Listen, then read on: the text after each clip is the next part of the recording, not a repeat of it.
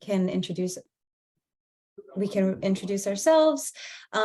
So myself, Yulia, Mimi, and Judith, we will have a panel discussion for the first part, and then I have a brief presentation on interviewing. I'm currently the hiring manager for 3 different engineering positions right now, and so I'm in a lot of interviews, and I sort of jotted down in this presentation some high-level tips and recommendations for getting through the process.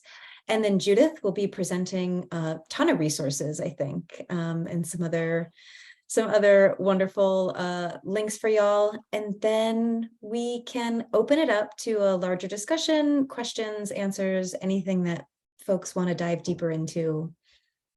So I hope that all sounds good.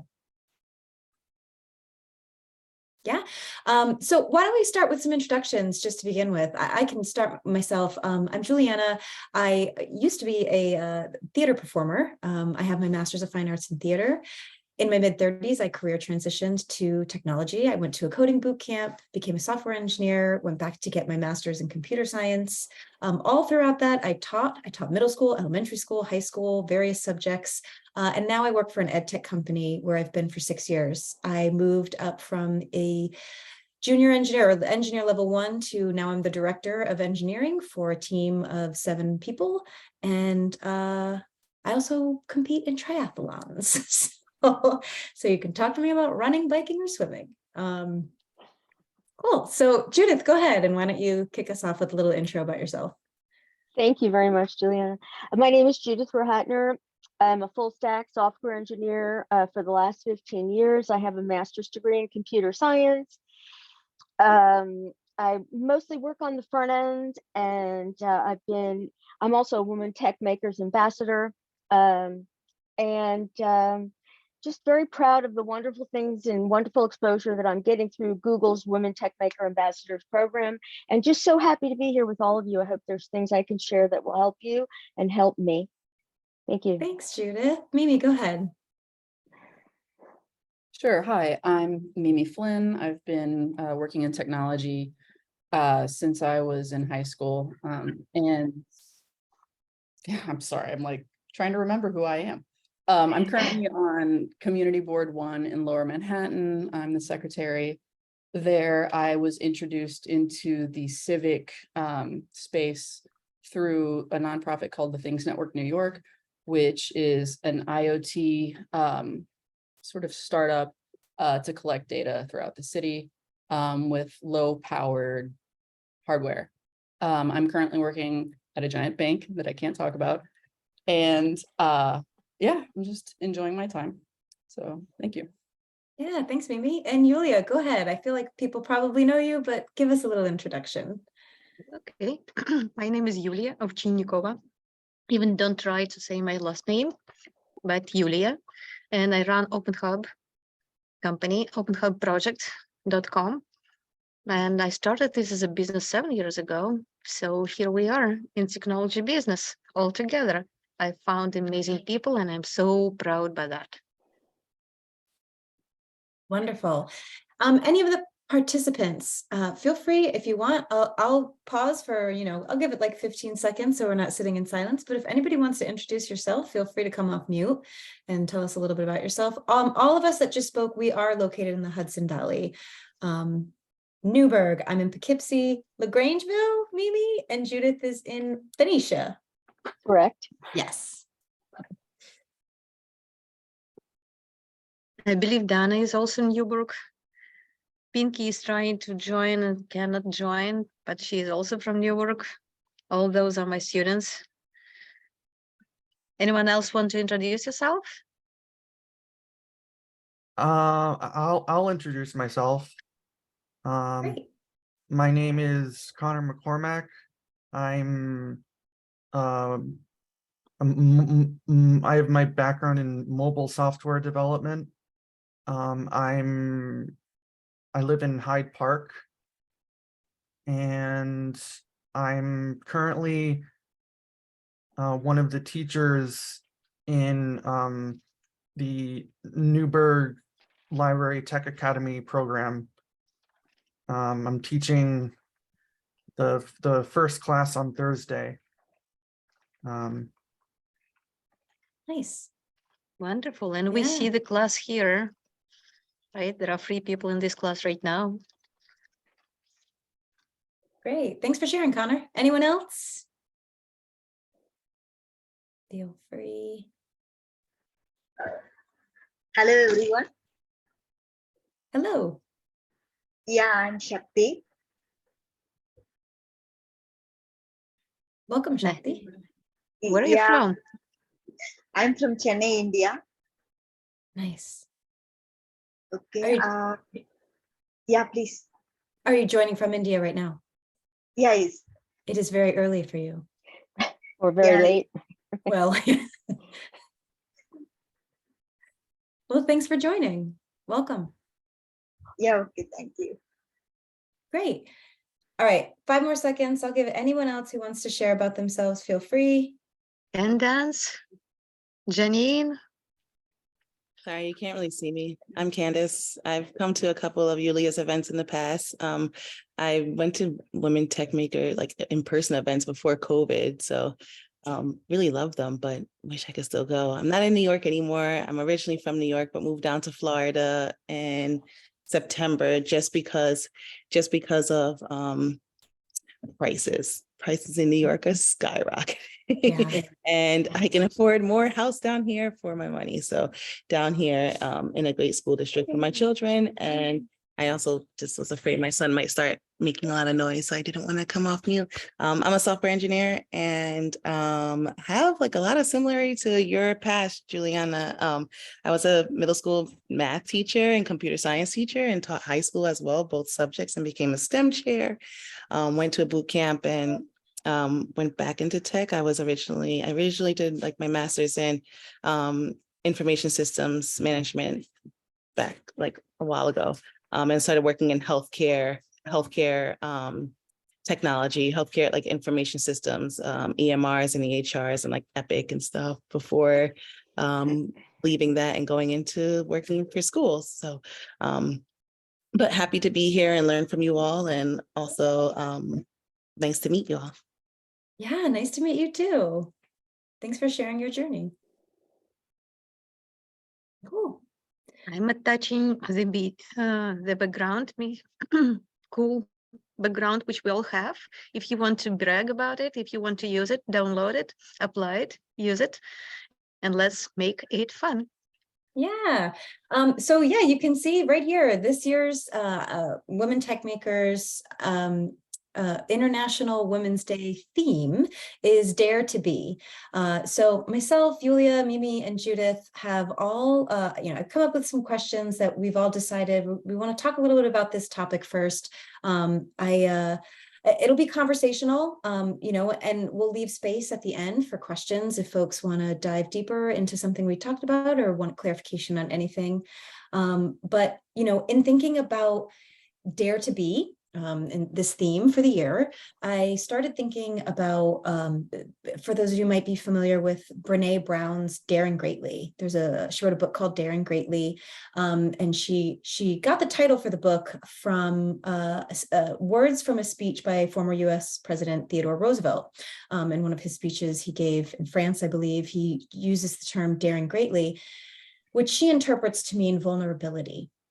And she states in her book, we must dare to show up and let ourselves be seen. This is vulnerability. This is daring greatly. And that really struck me. So I'd love to ask the panel, Yulia, Mimi, Judith, come off mute if you feel inclined to speak first, but how has vulnerability played a role in your career?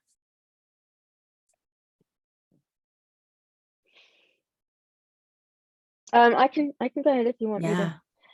That makes me think of, generally years ago when I suffered from horrible imposter syndrome, and I had no idea that everybody else was feeling the same way.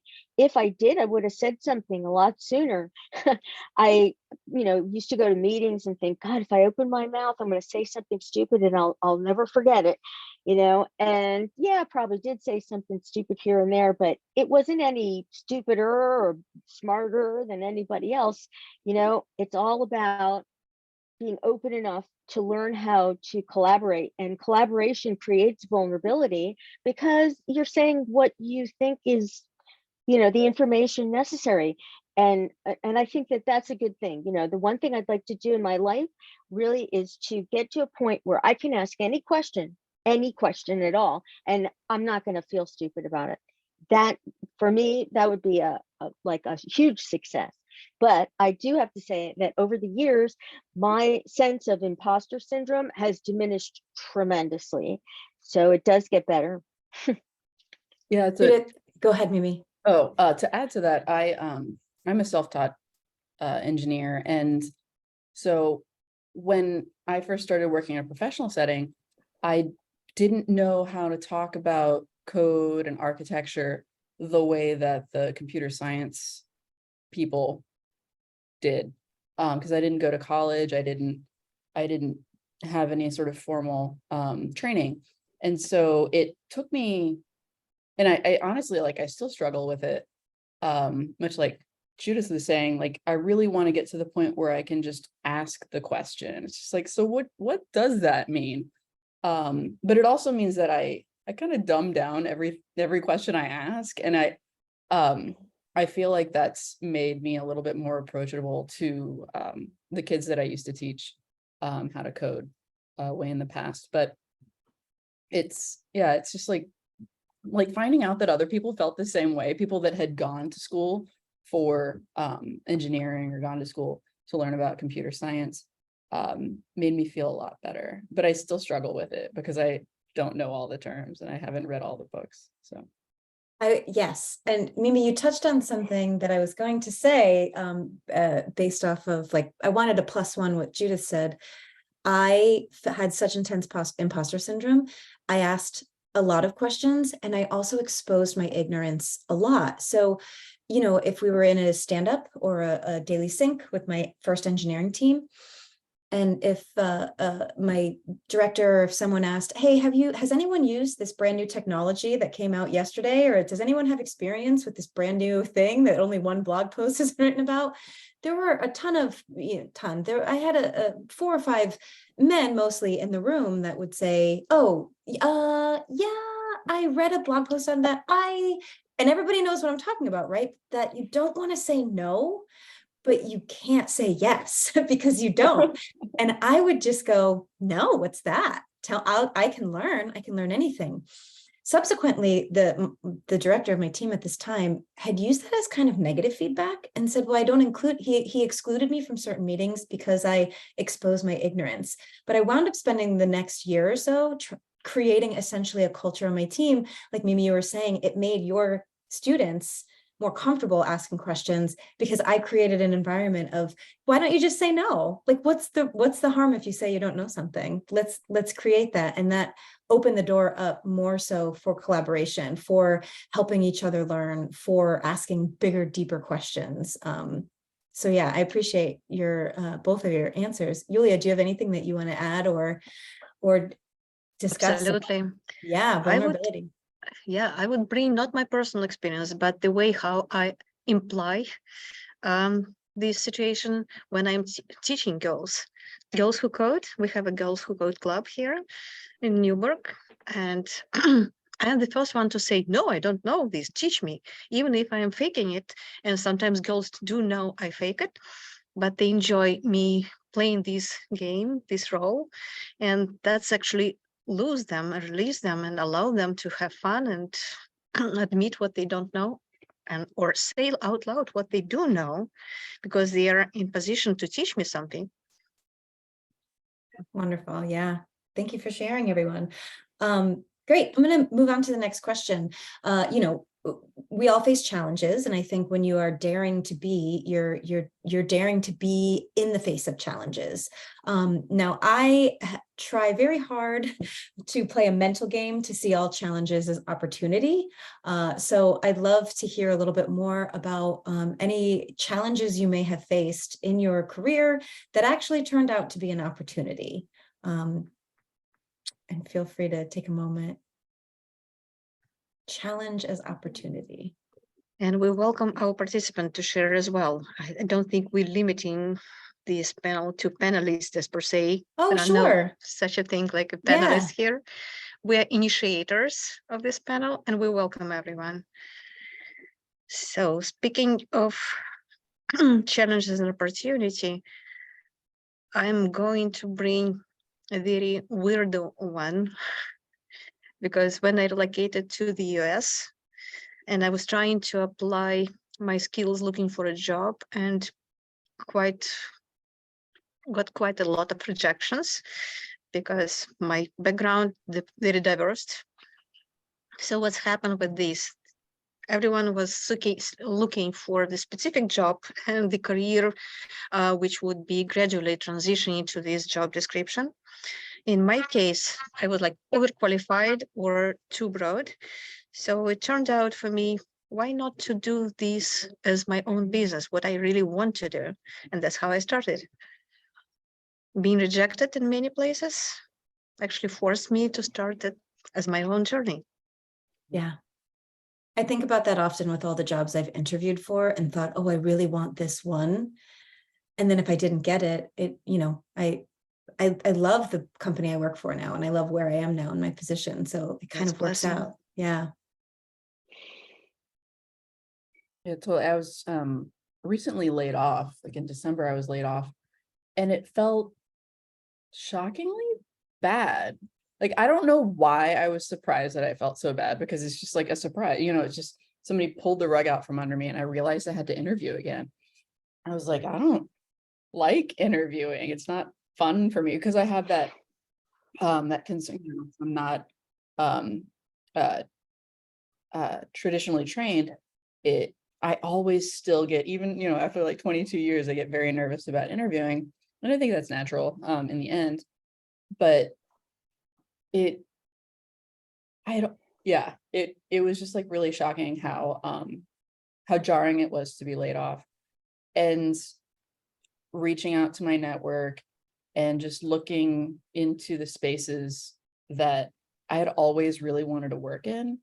It created an opportunity for me. And I think that, now, even just like 4 months later, I'm really grateful that happened, and that I'm where I am now, and that I'm able to do something different that I didn't consider doing before, but I'm surrounded by people that will support me, and I'm like pretty happy about it.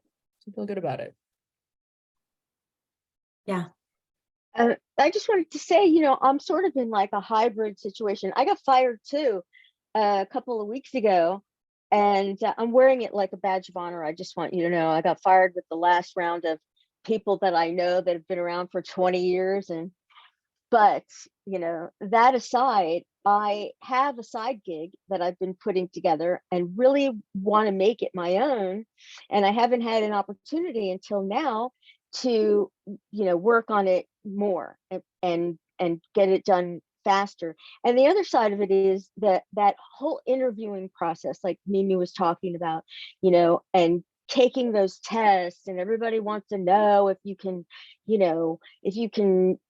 architect an API and then, hook it up on the front end and do a little magic and like this. And that's fine and everything, but that's just the worst part to me of all of it. I know all this stuff, but I mean, like most other people I know, I have some issues, and sometimes the words or the correct answer won't come out. It's in there, but it won't come out. So I've been working on those self-improvements to regain that confidence that doesn't, go away immediately if I make a little mistake or I say a little thing, that I may be embarrassed about. And I just keep training myself into that, and reviewing and going over again and again and practicing. And I get to the point finally where you can ask me anything and I will just tell you, because it's going to pop out. So yeah, I'm getting to that point right now. Yeah. Yeah. I'm sorry you're in the thick of it right now, but I'm really glad that you're, using it as an opportunity. I'm excited for you. Yeah. Thank you. I also see it though, that, there's a saying that I like. It's, bad times don't create your character, they reveal it. And so I try to look at this, fishbowl of things that's happening to me right now and say, where are my best opportunities here? And how much can I do all at once to move forward quickly? Yeah. That's great. I like that quote too. I like about you, Juliana, the way you see things. For everything, you have like very viral optimism radiating from you. I'm going to go ahead and share really at the root why that is. I don't often share this, but my husband is from Sri Lanka and he's 40. And so if anyone knows Sri Lankan history, he spent his entire childhood living in a civil war. And when we met, we've been married over 10 years. We've been together longer, and I was 20 something, like very into myself. I need to get on the train. We were living in New York City. Very typical, like, I don't want to say I was a Karen. I wasn't mean to people because I was a server. And so like I tipped very well and like was very patient with Starbucks baristas, but I got mad at little things, very trivial things.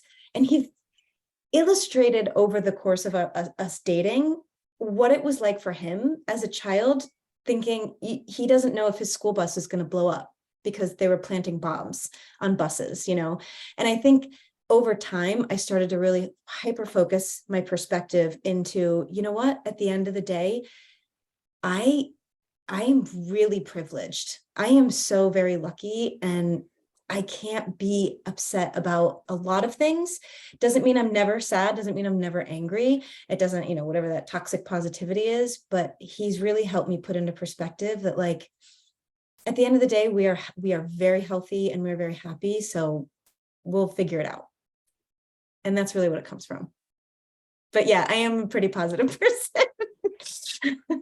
And I noticed you are saying like, oh, cool, for any challenge coming to your way. So yeah, take it in stride. So that, do with that information what you will. I'm not saying everybody has to imagine that they grew up in a civil war, but, living with somebody who did, it's very easy to let things roll off your shoulder. And sometimes seemingly big things. So maybe it's time to ask everybody, what do you practice when you've got challenge or like scary challenge coming your way? Do you have any practice, any advice to share? What do you do if something like suddenly popping up, which you didn't expect, or things goes not the way you expect them to go? Any advice from the audience? I'll jump in. I thought the perspective thing was pretty awesome. Even though I'm sure that your husband has shared all these stories with you, sometimes you just don't think about these things, when you're like, oh, I'm so sad about my train ride or something, right? So I totally get that. As someone that did come from a third world country as well. But I forget myself. So what the things happen over there. So yes, I think it's a good reminder to put that into perspective. For me, I think just not overthinking. My anxiety gets to me and then I just forget all the amazing ideas I have. So just being mindful of like, okay, I'm about to start overthinking. So I need to calm down. Therefore, I won't forget my ideas, and therefore I could continue whatever challenging conversation I'm having. So for instance, so right now I'm an executive assistant at a company that's mostly women. But once upon a time, I tried to do my bachelor's in physics, and I would be the only female and the only colored person in the whole department. The women's bathroom was always very clean, so that was wonderful because there was nobody around. But I think because I was surrounded by so many intimidating men, I got out of STEM, and that's because feel like there was that fear. And I always wondered, and I thought to myself, like, oh, why do I work with so many women around me now? I think subconsciously I gravitated to that. But now I want to start interviewing again and go back into the fearful world and into STEM world. And I know it's going to be mostly men, unfortunately. So unless you have a very inclusive company. So it is a little scary. So I am looking forward to applying my own skills to that challenge. That's great. Thank you so much for sharing. I have a similar have to talk myself off the ledge and remind myself I'm smart, I'm capable, all those things. I want to move on to the next question because it follows the theme, which is, and I can share a brief story, but I don't want to talk too much. I shared with the rest of the panelists, when I was younger, I talked all the time. I was constantly scolded in school to talk less. And as I became an engineer, I volunteered to talk about our products, what we were building. I would often give presentations to, SVPs, the senior leadership. And when I applied for a role as a director, it was a very easy transition, and it was a very easy interview process because senior leadership knew me. They knew me as a person who was not afraid to speak about all our products. And so that became something that I think was treated as a weakness that was really a strength. And so my question is, what strengths do you possess that may be mistaken for a weakness or maybe perceived as a weakness, but they're not? It is a strength. And really, that can be all things if you think about it. I think mine is what I was talking about before, is being self-taught, because that was perceived as a weakness in some former employers. Like I worked for a university system twice. I worked there twice. I worked on a contract and then I came back on another contract. And the second time I worked there, they leveled my salary according to my education, which was just like high school graduate. And I felt it made me feel bad because I was paid more before than I was for that second time working there. And so going from that job I moved to New York and started, accepting phone calls and putting my resume out there, made me pretty self-conscious. And I discovered that when I got my first job in finance, I discovered that the self-taught aspect was considered a strength in that space. And that felt really good. But it was a mixed bag for a while. And now that I've been in the industry long enough, nobody cares. But for a while, it was like really interesting. I do think we've also come a lot further in our thinking of like, oh, you must have a college degree. And now, understanding that people are perfectly capable without having formally studied. To be fair, that's why I got a master's degree, was because I was still believing that like, oh, I have to have something formal, in computer science. No. Yeah, I do think for anybody out there that's trying to break into tech that hasn't been formally, I don't think that that's the case anymore. Like we hire people from boot camps and from all kinds of different spaces. The curiosity is really a driving factor in the people that I look to hire. That's a good tip, actually. Yeah. Good advice. I have like the same experience with not having a formal education in computer science. And I don't even have a bachelor's. I only have an associate's in business administration. So I definitely get feeling extremely self-conscious when I put in a resume because I'm constantly thinking like everybody else has a bachelor's. How in the world am I going to ever be able to compete with that? And it definitely affects my confidence in job searching. And I'm glad that there are people that are realizing that formal education isn't everything. I guess. Go ahead. I just want to say something. Generally, in terms of education, in terms of having had leadership positions, I got to the point where I looked at the job that somebody could do for me. And I used to say this all the time. I mean, I have a master's degree in computer science, but I'm just a technician. Like, sit me down, tell me what you need done. If I can manipulate that technology, I'm going to do it. And I'll tell you something else. One of the most brilliant software engineers I've ever known had a high school diploma, barely got his high school diploma, was living homeless in a car, okay, when he invented RxJS. So the moral of the story is, it's inside of you what you're going to make yourself do, how you can grow, how you can go forward. And yeah, so anyway, I just wanted to add that little anecdote. I love that. Thanks. This sort of ties into my next question, which is, when we talk about daring to be, I think it's very self-focused, but we also have to create an inclusive space to allow others to be.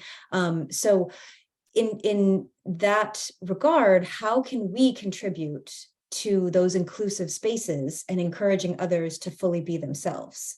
We kind of touched on like asking questions and creating a space where people feel comfortable exposing what they may not know.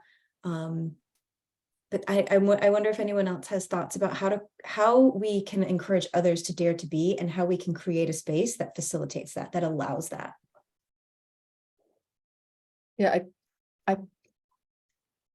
I not to pat myself on the back, but I've recently had a couple of ex-coworkers reach out to me to let me know that just me being myself, and presenting how I do, and just talking about myself the way that I do, being very open, had been really inspirational to them, and has had caused them to think more about themselves in an open way.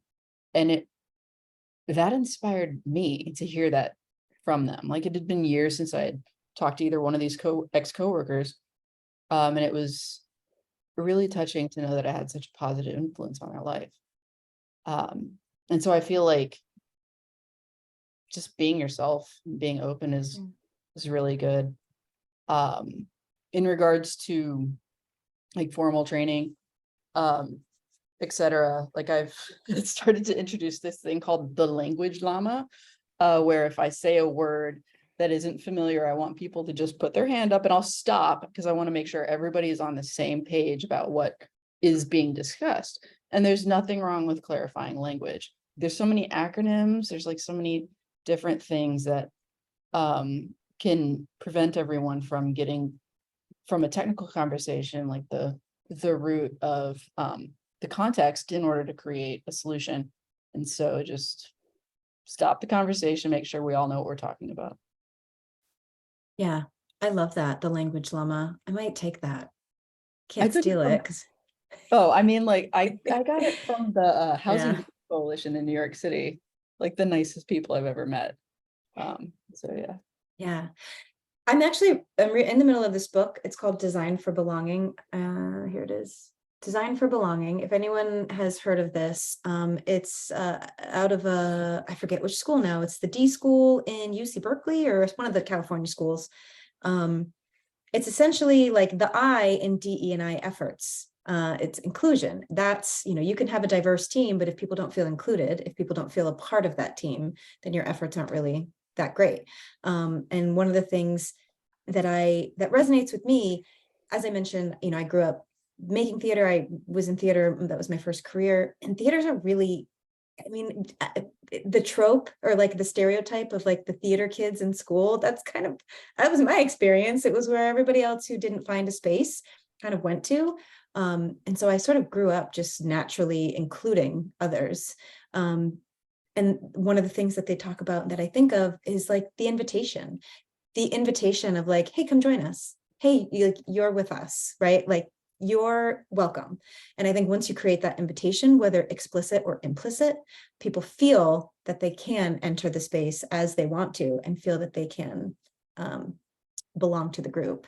And some people need that explicit invitation. I think today we've explicitly invited all of you to this space. And some of you have felt inclined to share, and others, please feel like that you can share. But that's that's how I perceive helping others be themselves or dare to be. I think sometimes also we have to teach people how to treat us. And this Yeah. goes for everybody, but as a woman, you know, I say that to my husband all the time. You teach people how to treat you. And, you know, if you act like a doormat, that's what you'll be. If you act like a strong person who is involved and engaged, that's how people are going to see you. You know, beyond the ordinary rules that we go by. I mean, there are some parameters like, you know, how men should treat women in the workplace, how people should treat people in the workplace, and, you know, what the best ways are to keep the conversation going naturally while you know you have those rules and parameters around you.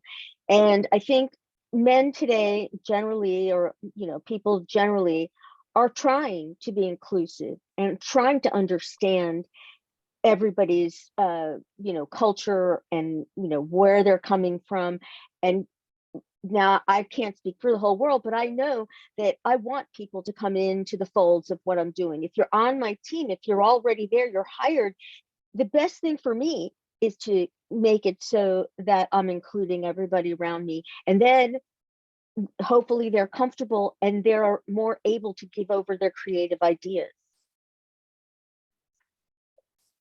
I wanted to add one thing to know that sometimes these things do take effort. Like for instance, you all being here today right after work hours or during work hours, you know, you had to put time aside to also be able to help one another and influence one another. I mentioned earlier that I'm in a company that's mostly women, but we just held our first in-person women's ERG networking session yesterday, which I helped plan. So I went around the company all day long, just saying hi to people in the cubicles and be like, hi, or would you be joining us today, this evening? And like, oh, I didn't even know that this existed. So it takes a little bit of effort to be inclusive, but it is possible. So just wanted to make that note as well. I agree. I think it absolutely takes effort. And I think that's where a lot of companies fall short, is they just want it to magically happen. They want to say the words DE&I and then it appears, and it takes effort. You're absolutely right. Yeah, and Okay. it's difficult to have empathy all the time. Like you have to kind of stop yourself to think about the experiences of others. And sometimes in a workplace, I find that I'm so wrapped up in trying to get something done that I really need to think to put people first, because the people really what matters at work. And I really have to use that energy to you know, catch myself and make sure that I'm like really considerate of my team. So. I like the fact you mentioned energy. I believe everything is about it. And actually, let me put it this way. I truly believe in four elements at least. And I believe every person has 4 different elements in themselves. So thinking about ancient approach with water, air, kind of avatar, air bending, water bending, earth bending, right? Fire bending. Everyone has something, and it's only a question what to call when you need to have things done. So kind of wearing different hats or wearing different energy. If I want to be in empathy mode and people mode, probably the water, fluidity, kind of negotiation attitude shall be called to dominate. And then you need to have things done. You probably call for earth assistance, groundness, and like, let me have this done. Or if you want to have something like burning desire or to achieve your intention, your power will, that's where you call for a fire. And air goes for ideation. So you actually can practice either one element or a couple elements together, but all 4 at the same time simultaneously is really difficult. So switching gears is needed. Just making some fun. Yeah. That kind of ties into, you know, if you've ever heard of or talked about, I think like code switching too, like moving into, you know, different spaces and bringing different energy. Okay, Yulia, I saw you posted in the chat, the question, what holds you back from starting your dream? But I want to phrase it differently, because I think anything we say, anything anyone says can be invalid, right? Unless, of course, if you need $1 million startup fund, still go, we can find it. But I want to phrase it, how can you encourage others to dare to be whatever they want, to chase that dream? Like, how can you help others realize that they have the potential to dare to be whatever they dream? And I feel like, Mimi, you kind of touched on it, right? With your colleagues reaching out to you, just showing up as yourself and being yourself unapologetically helps. So, you know, I'll call out that you kind of answered the question a little. For me, how I try to help others is positive reinforcement, which I know sounds more like I'm training a dog, which I also am in the middle of, but like, it's really nice, you know, to hear, hey, I like the way you dress, or I like that you just come in and you know, you have this energy. I like your energy is really helpful. I think if you can sort of program the way that you are in a positive, you know, if you aren't daring to be, but you might be able to like give a little more, dare a little bolder, dare greatly. I don't know if anyone I else believe there are has. two elements in it. First of Yeah. all, the self-awareness, what you really want to be dressed up, of how you want to be dressed, or what you really want to achieve. So that kind of self-awareness, what is it you really want? And people like, I don't know. If you don't know, how others can know about this? It has to radiate for you. Some intention has to show up. And then as soon as you want something and it's shining for you, then others will be so happy to assist you. If you don't ask, it's not happening. So kind of the ask has to be put out there. Let's put it this way. I put in the chat, I refer to that, what you were talking about, Yulia, as kind of core values, right? We all have our own personal core values. And so for me, that's education. And I think teaching anybody anything at any time is a core value of mine. So, and one thing I've also said too, is your core values are your core values.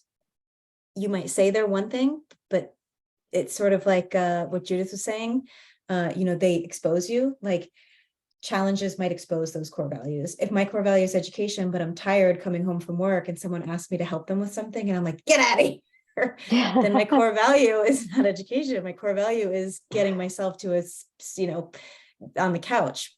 But I think, you know, whatever. But that's how I like to think about, like, if you know yourself, then you know what you want to put out in the world. You know what you want. You know how you want to be seen. It's so Or hard. maybe you experience, yes, exactly, the challenge. Mimi, I was about to refer to your case. Or what? Experience? Yeah, I mean, what I was saying was that like it's really hard to know yourself, right? Like I feel like I'm just Okay. constantly learning about myself. But you are passionate about public bathrooms, for example. You know this about you, right? Yes, I'm passionate about public bathrooms, and we need them everywhere. And where did it lead? Oh, yeah, well, I'm on the public restroom task force in New York City. And we're Who just knew that kind of thing exists as a public bathrooms task force, right? And now she's leading it.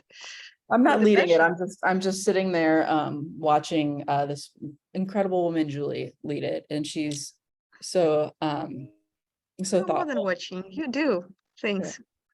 Well, you know, we all talk. We're talkers. You're flushing it out. Yeah, we're flushing it out for sure. Yeah, we've learned a lot about public restrooms.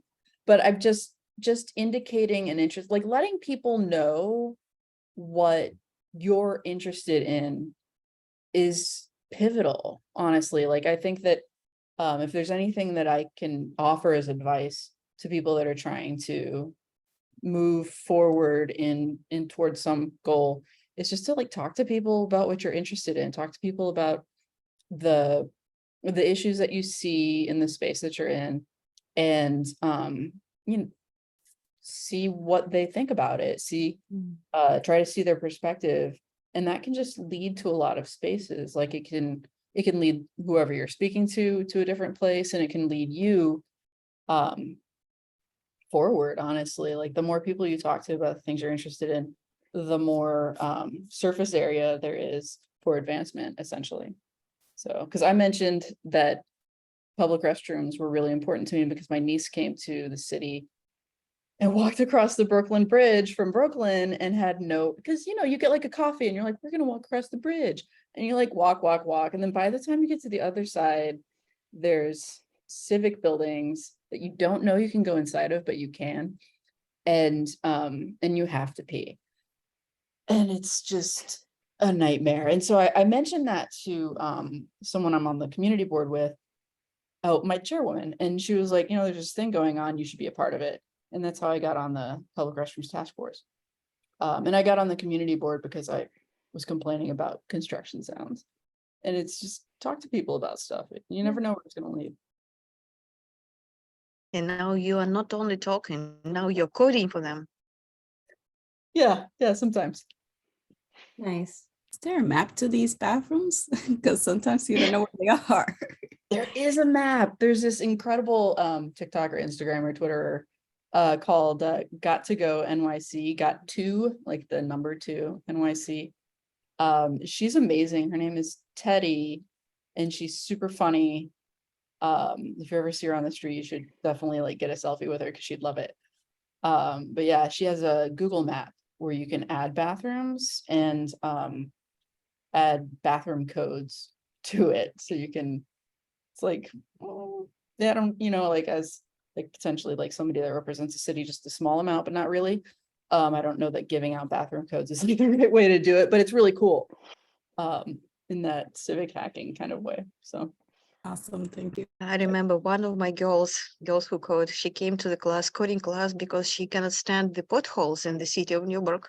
Her mom ruined her car and was not able to get reimbursed with insurance and such.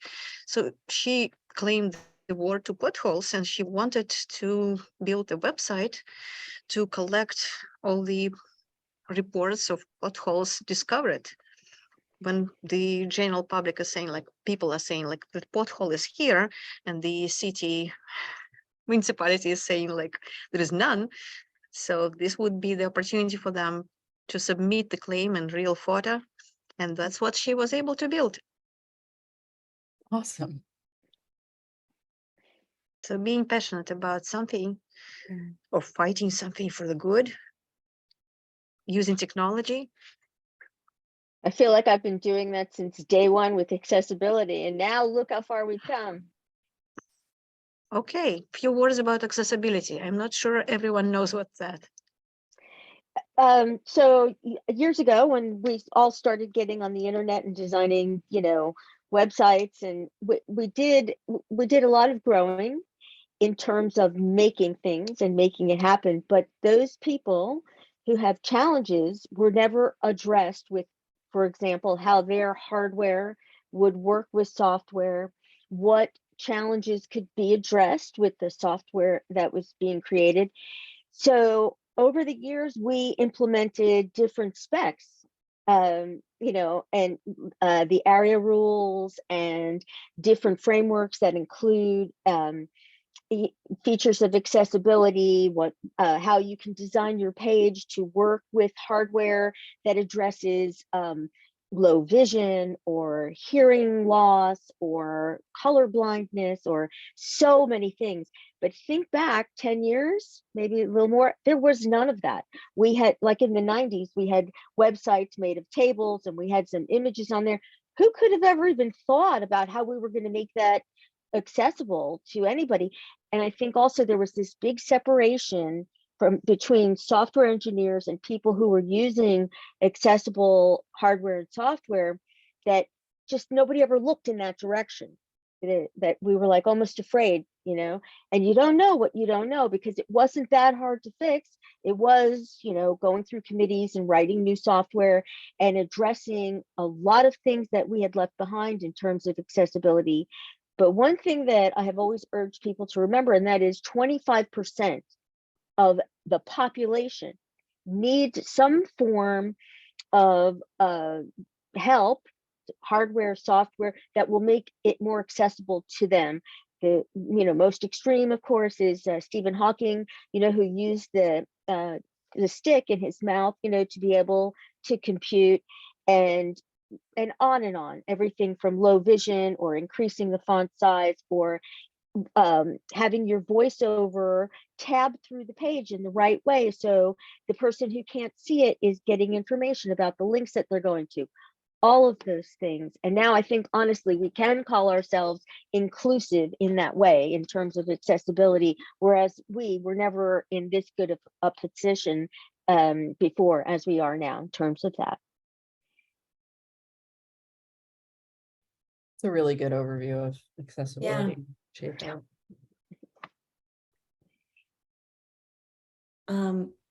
Awesome. I would love to open it up if anyone here has questions from anything that we've talked about on the topic of Dare to Be.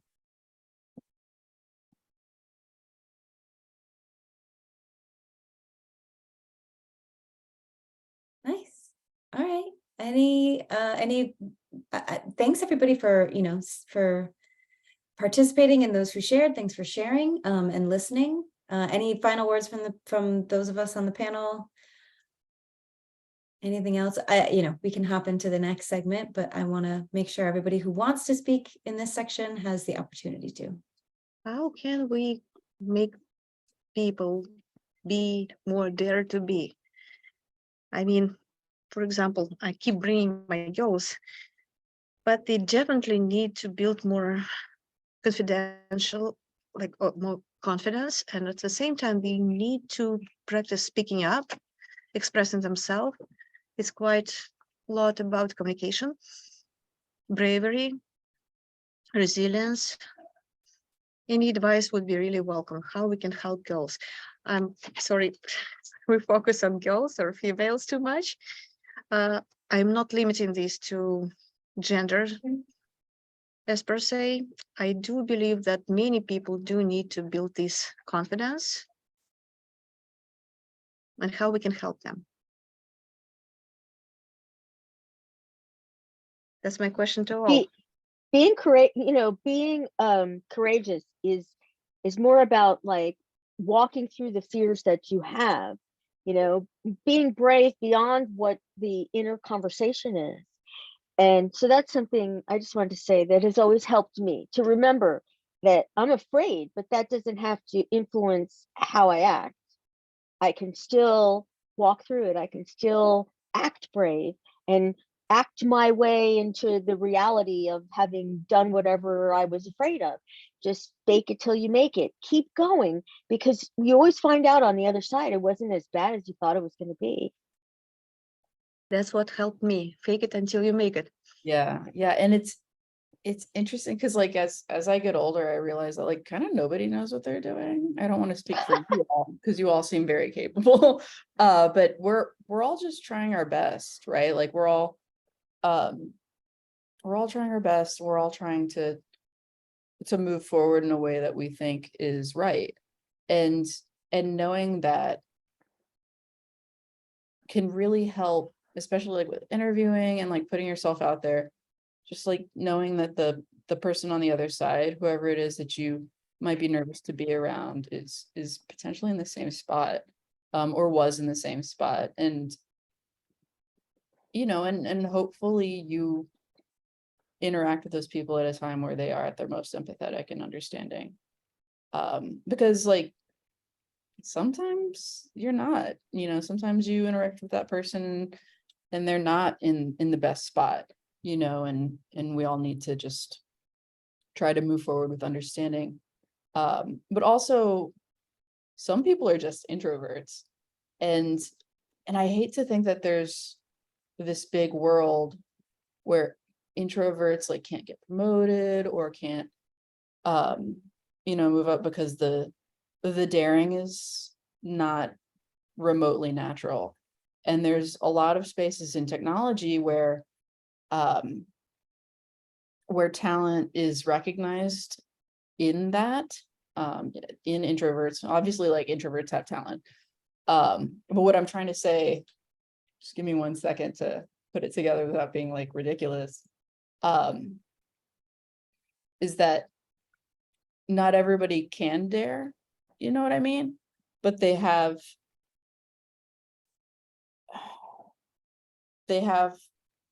obviously like the same amount of value as the extroverts. Somebody will help me out here. I was like, is it that their daring is different and not visible? Yes. Yeah, I mean, I almost feel a little seen, maybe. I feel a little pointed that like I talked about getting promoted by being by being an extrovert. It's a little callback when I was like, I'm an extrovert and got promoted. But I agree with you. And I don't, as a people manager now, I don't look at those who I manage who are introverts or who are not inclined to speak up always. They shine in many other ways. And I try to pull that out of them and encourage them to, just be. I'm not putting words in your mouth, but is that accurate? Like they dare differently. That's totally around like, yeah, absolutely. I think that just to use an anecdote, I was speaking to, because I apparently can't find words for what I'm trying to say. I was speaking to a friend of mine about how they didn't really feel nurtured by their manager, and they were like, just, I don't really think that my manager thinks about my development. I don't know that, et cetera, and so they asked me how I managed people essentially, and I was like, I look at code reviews, I look at interests, I look at, when they do speak up, or like how it is, like what it seems like, trying to infer their interests through their work and talk to them about it, and then see if there's a way that I can further encourage more work in that interested space. And I think with introverts, you really, it's like kind of hard to find a good manager if you don't exactly know what your thing is too. Like if you could have a manager where they can kind of infer what your thing is, and kind of be like, are you interested in this? Because you can do this more. That's really, really good. So go ahead, please. I just want to say, you made me think of, like, that's where mentorship comes in. And that in so many ways is what, WTM is all about, is, a lot of us are introverted. I mean, I had a horrible problem with like just blanking out before I would talk in front of a group, and apparently that's gone. And but I had to work on that. I took the speaker certification with Google, and learned all kinds of things about improv speaking, and it really relaxed me. It made me more confident, and I had to have somebody tell me that and teach me that. Like, that wasn't something that came natural to me. And I learned all kinds of tools in that certification course that have helped me to continue that and keep growing more and more. I was at my synagogue the other night doing, we had this musical thing, and I love to sing by myself, but I never want anyone to hear me. But I did it. I actually did it. And I was so proud. It wasn't coding, but it was something I really wanted to do. And it also has helped me in terms of coding as well, to, because it was really scary at first to do it, but You open up. I need to add to this because I have an introvert manager. And the way that she dealt with my performance review is that she just gave me exceptional impact and just put the highest that she could give me of a raise, which is great. But I can't possibly be perfect. So I really wanted feedback, some feedback. But her response is, no, you're great, you're great, you're great. I'll just give you back some time for your day. I'm like, but I want to actually meet and speak about this and have one-on-ones. And she's like, you are exceptional, nothing to worry about. I'm like, okay, this is not, can we talk about next steps? Can we speak about the future, what I'm interested in? No, she just, exceptional impact. Well, have a good day. That's it. That's her response. Yeah, I can relate to that too. I think it's funny because like I'm being in meetings with managers where we talk about how hard it is to manage. Yeah, some managers have a hard time with feedback, or they're just like, this is fine. It's like in technology, if something isn't broken, then the people that use the tech don't notice, right? Like they're just like, yeah, it works, it's fine. But they don't know that there's so much work behind it that is going into it unless it's broken. And so like, obviously you're doing a great job, but at the same time, like you seem like a goal-oriented person and you need goals. But maybe, I don't know, try to ask for that a little bit more in a way that maybe your manager can, you have to manage up to, like managing up is hard. But yeah, think about it. Or find another mentor within that organization who may be able to give you feedback, maybe not in a managerial sense, but still, the exposure you have to each other in the workplace can be a benefit in getting that feedback. Thank you both. We have so cool women in tech here in the Hudson Valley offering their mentorship, by the way. So take an advantage and make sure to exchange contacts in the chat, introduce yourself or put your LinkedIn account. And this is the opportunity for us to connect, right? Yeah. We're very supportive. And what I like about technology industry is how supportive it is.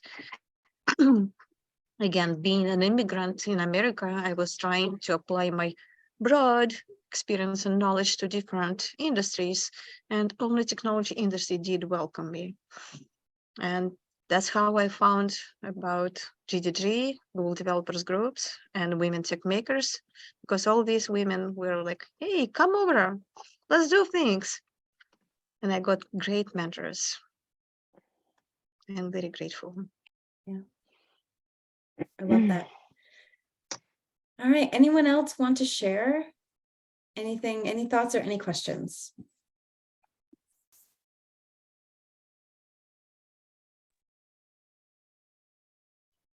Shall I wanted to say something. Oh, go ahead. Yeah.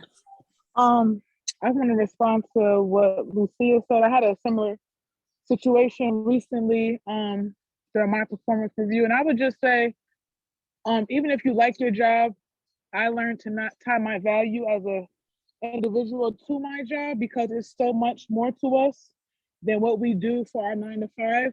So, and sometimes I try not to take certain things personally in the workplace, because sometimes we have to realize that our managers are people.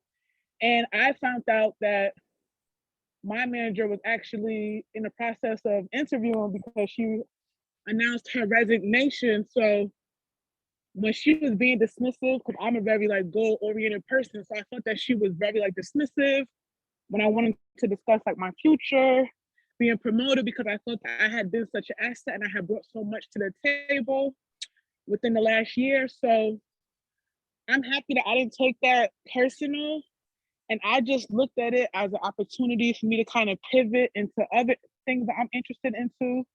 And I kind of shifted my mindset, and I looked at it as an opportunity for me to possibly look into getting new skills and doing other things. So I would say definitely don't tie your value to what you do for a living. That reminds me of the Marianne Williamson, the author. She talks about how you're the sun, and all of the things in your life are the planets in orbit around you, your family, your work, your health, your children, your pets, your whatever. And if one of those things goes out of balance, everything else gets knocked out of balance too. So it's kind of you have to try to keep this orbit happening, right? This evenness all around you. Of course, it's ideal if you can do that. But that's the thing, one thing goes out of balance, it's going to come out somewhere else. Absolutely right. Yeah. Yeah. Thank you for sharing. All right. I was going to say, Yulia, shall I jump into it's a quick presentation. Yes, please. We have something cool. Oh, yeah. Bear So with us. Juliana is so grateful. I don't know. I'm so grateful to have Juliana leading this panel, saying that she's making us shiny instead of her shiny. But now let her speak up a little bit and share her experience and some tips and tricks. Yeah. So as I said at the top of this call, I am the hiring manager for a few engineering roles on my team, and I've now I don't know how many interviews I've gone through. I'm going to toss out a number, maybe 10 or 11 for various roles in the past couple weeks. And so I thought it's on my mind. It's, you know, it's something that I think everybody can benefit from learning about. So I'm happy to share some of the, I guess, I'm going to call it high level advice that I would share with some folks for interviewing. So really it's like interviewing 101, but please feel free to ask questions or, you know, ask for clarification. I'll do my best to explain my sort of high level bullet points. So great. We start with a resume, and I read a number. I do believe in the first 24 hours that one of my engineering roles was up. We had about 117 applicants on the first day. So I sifted through a lot of resumes. And so the three sort of high level points that I would suggest are highlighting specific skills.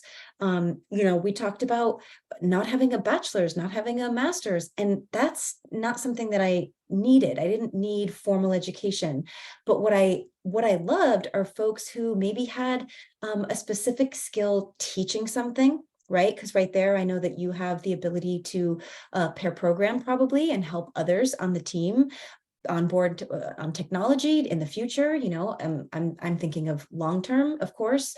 Other specific skills might also be advanced education in other fields. So there were a couple candidates. One of my candidate that I was interviewing or am in the process of interviewing has a PhD in music, and I thought you cannot get a PhD without having one dedication, like a willingness to continue to learn and to return to a task.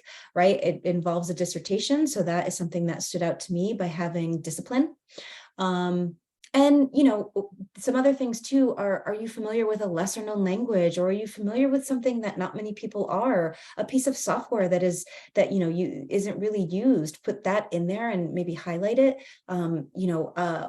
We have a product in Rust, which is a pretty obscure language. So I was sort of poking around resumes and seeing if anybody had any familiarity with that. That's already that's a +1, because, you know, it's a difficult language to learn, and someone having experience would be a benefit to the team.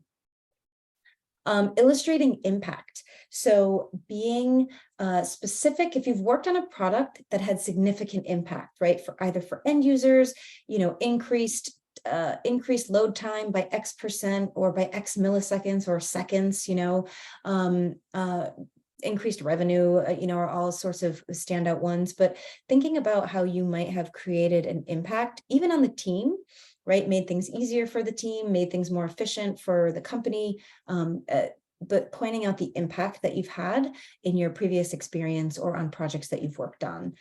And then also telling a story. So what I was also looking for is that there was growth, or that something was sort of learned or picked up, built along the way.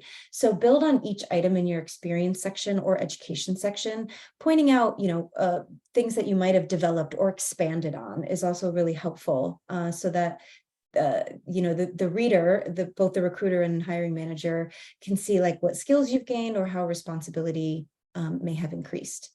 And I keep hearing noises, but are people raising their hands? Maybe not. Okay. I'm going to expand the video. Okay, cool. Great. So I'm running the behavioral interview as the hiring manager for these roles. So I ask questions like, tell me about a time that you were met with failure, and how did you bounce back? How did you respond?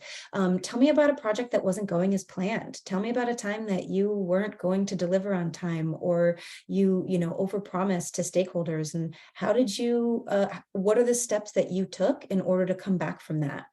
And what I'm looking for is curiosity, right? When I'm asking about like, how do you learn from failure? And flexibility. How do you prioritize tasks that might need to be changed if you need to get back on track? And communication. How are you communicating to are you afraid to communicate to your stakeholders, or are you okay with saying, and I say stakeholders, that could be another team, it could be your own team, if you're building a tool or working on something that's going to be used internally.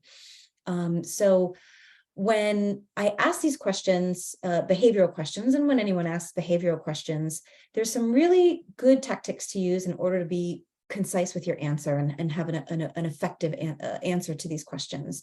So the first is select the defining moments, including the major milestones in your experience. Wait, did I update that? Yeah, you have a unique story to tell, right? Oh my goodness.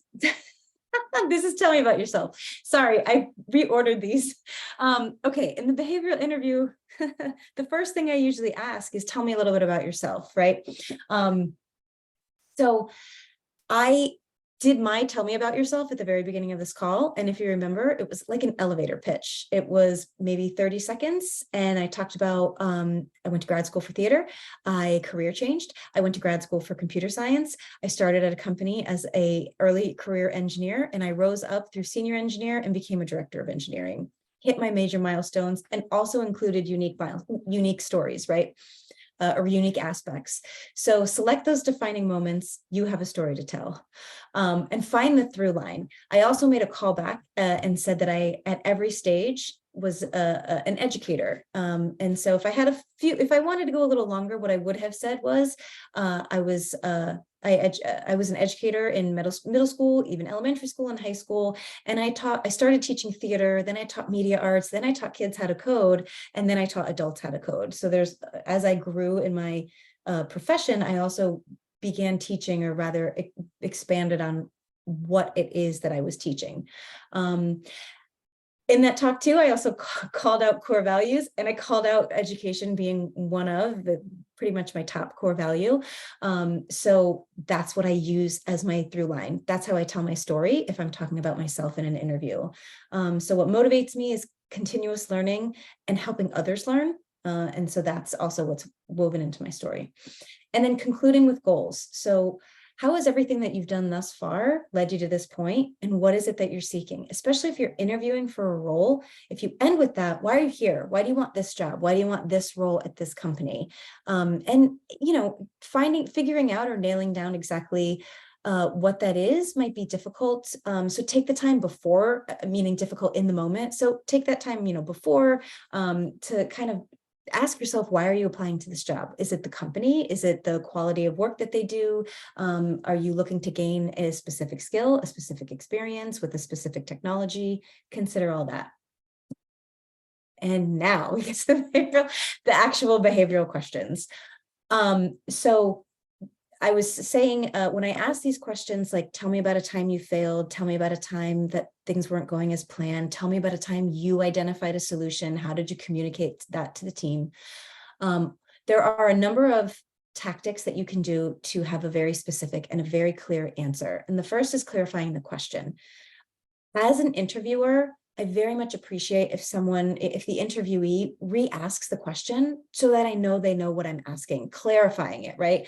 So repeat it back if necessary, put it into your own words if necessary. That's really helpful. 2, be very specific. I very much appreciate when an interviewee takes a moment. I can see them writing down, or that I can see them take a moment, right? Even Mimi said in one of her answers, like, let me figure out my beats, like, let me figure out what I want to say. Take that moment so that you can hit exactly the bullet points of the story that you're trying to tell and not give too much. If you know exactly what you're going to say before you say it, then you'll be able to tell a clearer story, as opposed to just starting to speak because you don't want to sit in silence. And it's pretty visible to see someone figure out the story as they're going along. But you only have, 30 minutes at most. So you really want to get to the meat of your story and show your experience, or detail in your own words your experience. And then be concise. Don't include too many details. Get to the heart of the response in a few sentences. I had an interviewee who, she gave me so much context. I didn't need to know who implemented the thing before 3 years prior. Just what did you do, right? It's about you. You're interviewing. This interview is about you. So shine your skills, talk about what your actions were, and even take a moment to think, is this the best story to tell? Because is this story shining my skills? Like, is this shining a light on my behavior, my skills, my talents? Yeah. I'm going to open Just the chat. keep proving my statement. You need to know your why. You need to know your Yes. passion. To be able to tell the story, you need to know who you are. Yeah. And what you want, right? And what you're you want. seeking. Great. So the technical interview can be difficult. In fact, we had a candidate drop out before even getting there because her imposter syndrome was so strong that she didn't feel like she would be able to finish it. And that's very disheartening because when I give technical interviews, I'm very much open to very much understanding that this is very stressful and you're essentially auditioning if you think about it. And as someone who came from theater, auditioning is stressful. So you think singing, I'm like Judith, went to just singing in front of people, that's stressful. Now imagine it's like contingent upon your paycheck, which is why I left theater. It's too stressful. So the technical assessment is your audition, for a job, for an engineering focused job. So again, just like with behavioral questions, clarify the problem. Understand what the ask is. I have absolutely been in a technical interview where I read the to-do, thought I knew what I was doing and did the wrong thing. And I didn't move forward because I didn't actually solve the problem. I did something entirely different. So clarify what the problem is, even ask, like the outcome should be X, the outcome should be, this should be modified like such. And so that you can understand what it is you're going to implement. This is a big one. I almost wanted to give it its own slide, but talk it out. So one of the things we look for in our technical interviewees is that they can articulate the choices that they're making while they're making it. It doesn't have to be high tech vocabulary, but why are you choosing it? Honestly, it's not even about choosing the right like for loop instead of, a built-in JavaScript iterator. It is us trying to ensure that you are someone who can then explain to the team the code that you've implemented, when you've brought back to like a stand-up or some sort of retro session. It's also understanding, or that also displays the ability to pair program and be able to chat with, another engineer in a timely manner about how to come towards a solution. So talking out and vocalizing your approach also is a window into how you're thinking about things. And I have absolutely in technical interviews even brought up, okay, well, I think I can accomplish this like this, and then I can also use this built-in library, but I feel like if I use the built-in library, I will run into, I'll have to do a lot more research than I want. So I'm just going to go with the for loop because that's going to make it easier for me in this moment. I know I can accomplish that in 30 minutes or, whatever. But just being very honest and being clear about why you're making your choices. And then finally, seeking out answers. I think some folks think you can't Google. I love when people are Googling and they're looking up things in Stack Overflow. Pro tip though, don't just copy Stack Overflow and take it, read it, talk about it, maybe go, okay, I can see this code does, this answer accomplishes X. I think it's going to work because of these reasons, but feel free to Google, feel free to look things up. I don't know one engineer who knows who doesn't Google all day long. In fact, what's the saying? Like senior engineers say, I just know how to Google better. Like I'm a better Googler. So yeah, absolutely look up anything that you need. And then in a lot of interviews, you're asked, do you have any questions? And the hint, you do. You have to have questions. Things that you should be interested in are the company itself, right? Is the company are they in a growth pattern right now? Why are they hiring? What are they experiencing a growth period? And that's why they're, attracting more talent or seeking more talent. Do they have goals? Do they have specific goals? Like, expand revenue by blah, blah, blah, or build out our user base by, 2 million users, or scale this, you want to join a company that knows where it's going and has a roadmap to get there. Are there company-wide initiatives, and are there do these break down to team-wide initiatives? Those are the two big ones for me. And I always ask about company culture, right? How does the company show that employees are, one, valued, and what's the feedback loop like? Is there a 360 feedback? Do managers just give feedback to employees, or do employees give feedback to managers? Because that's how you create a better, more inclusive, right, and more actionable ability to ask questions environment. Those And then are also, all wow. yeah, these are ones that I'm like, do you have any questions? I'm like, yes, I have 10. Questions about the team and the role. So what qualities or skills are you seeking or looking for this specific role? I always ask about onboarding. What are the first, what's a day-to-day like for this role? And what are the first 30 days going to look like? What are the first 90 days going to look like? What's that process like? What are the expectations? Which leads me to expectations. What is the person who takes this role expected to accomplish in 30 days, in 90 days? Setting that up at the start gives you an idea of, because remember, you're interviewing them too. I have absolutely interviewed at places and I have said no. I don't want to work at a place where if they can't tell me what I'm expected to do or accomplish in the first 30 or 90 days, or even worse, if they can't talk to me about company culture, then I have said in some interviews, I have worked really hard to create a culture on my team. I don't want to be responsible. I don't want to bring the culture and build that for an entire company. I need some work to be done. I'm at that stage in my career, unless it's a company I start. But so ask about expectations, onboarding, and what this role, what you will expect to be, what will be expected of you to do in this role. And then finally, I think that's it. So,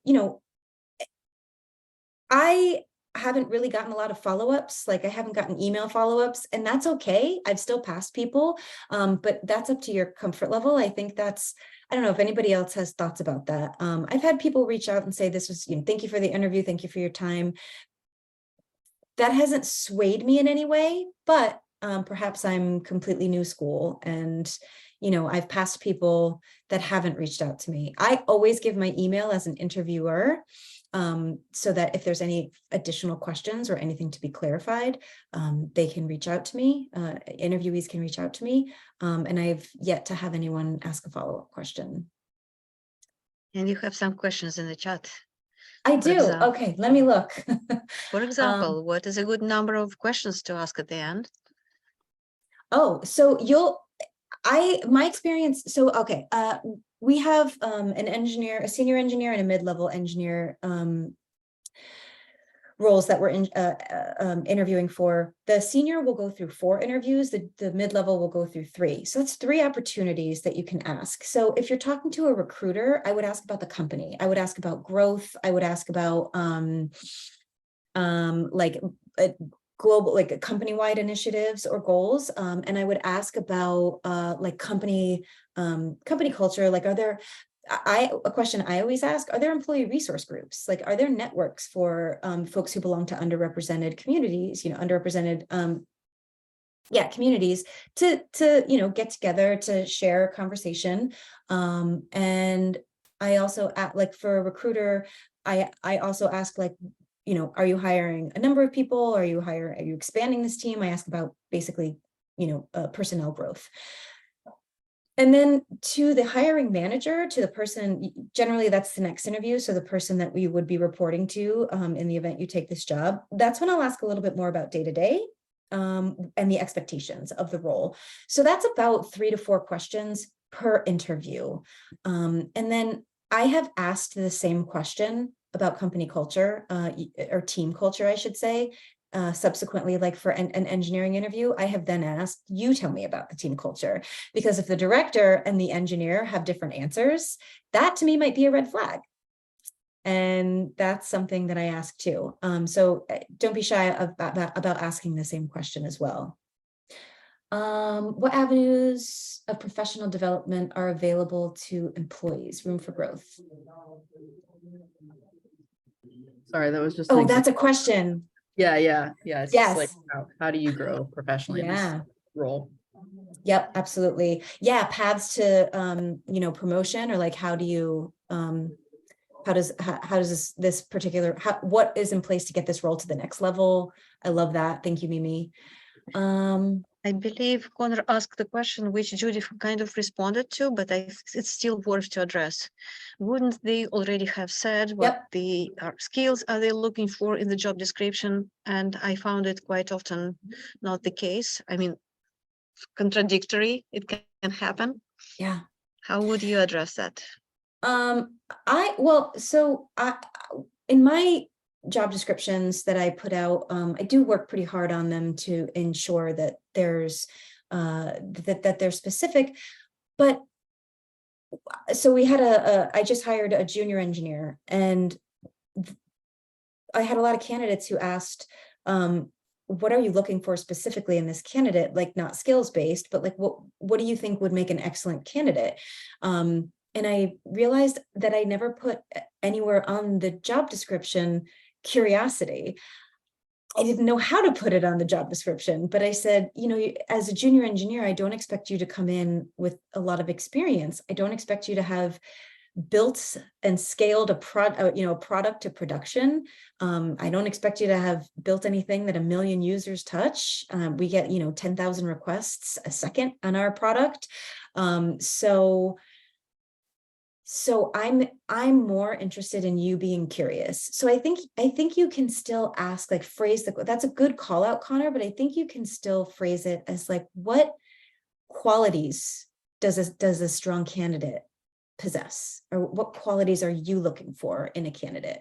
Maybe I should have said qualities instead of skills. So thank you for that question, Connor. Yeah, curiosity or desire to learn, desire to expand. So I'll tell you, for the junior engineer role, I asked, I asked, because they're juniors, so you've got so much to learn. And I said, what are you learning right now? Are you watching a LinkedIn learning video? Are you learning something on YouTube? And if they got, the more specific they got, I mean, some candidates were like, oh, I'm just continuing to build this knowledge, which is a fair answer.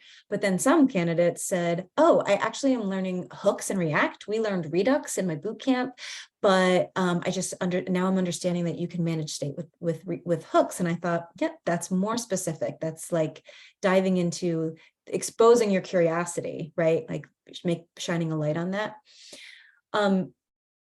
Judith, you posed the question to ask what projects they are working on now. And for interviewing, right? If you have a question and ask, what are they building?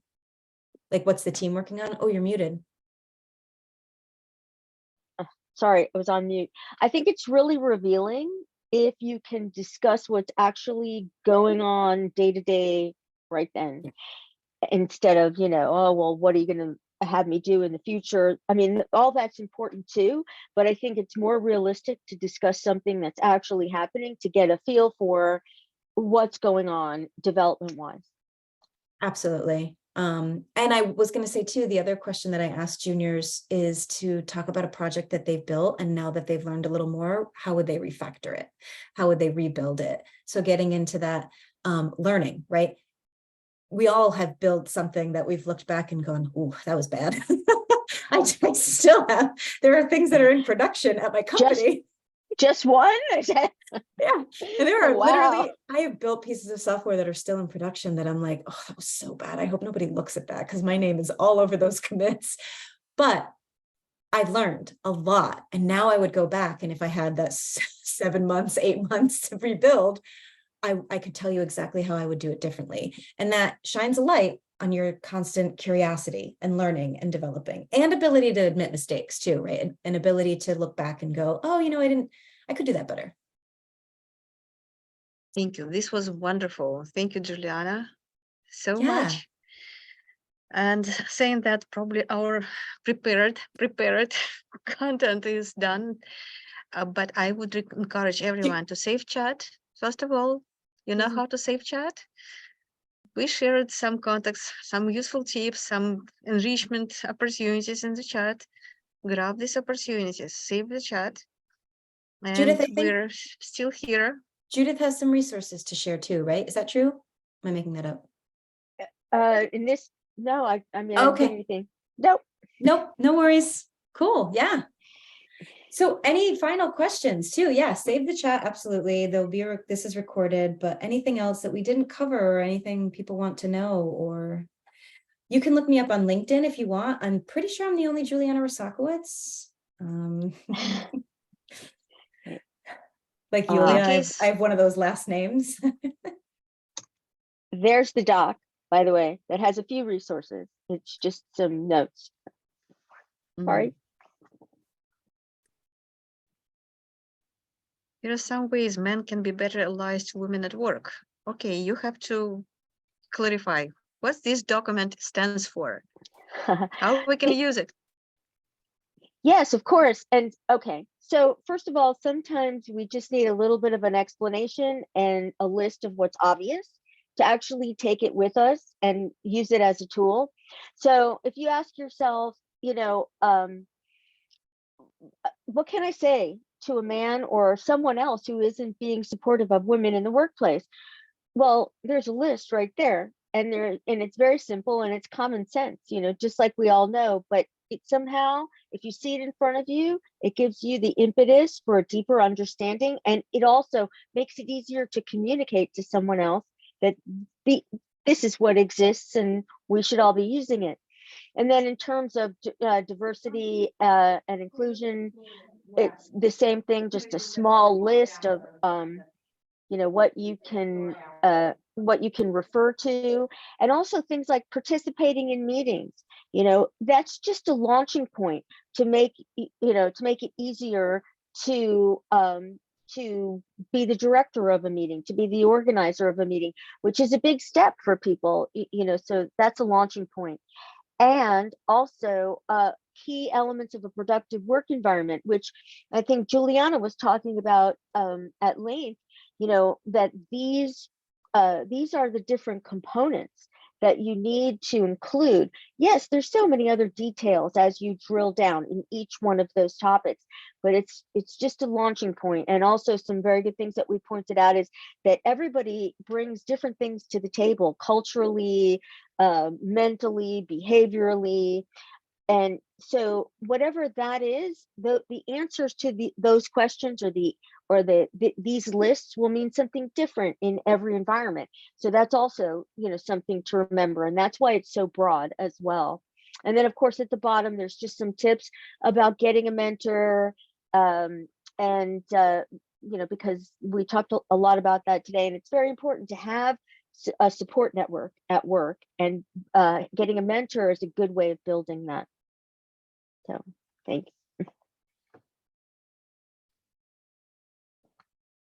Thanks, Judith. That's wonderful. You're welcome. Once again, save chat. And thank you, everyone. Thank you for your time. Thank you for your dedication. Thank you for your interest. I think it was helpful for everyone. We got such a good energy out of these amazing female leaders. And I'm so happy to have them by my side, working together. I'm so proud by each of you and every of you, everyone. Well, thank you, Yulia, because your support means so much to this organization. So thank you as well. Absolutely. Thanks for organizing.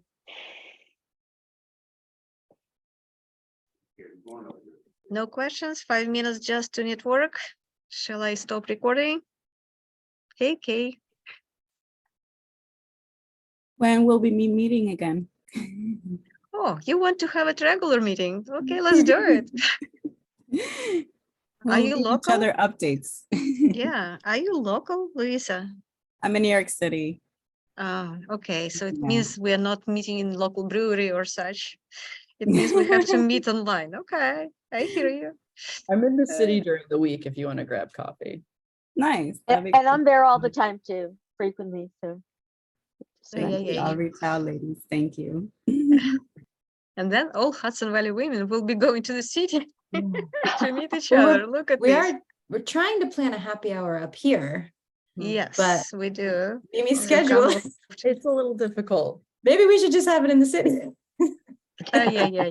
I will stop recording because it's a disaster right now. Let's network without recording, okay? Yeah. Thank you. It's a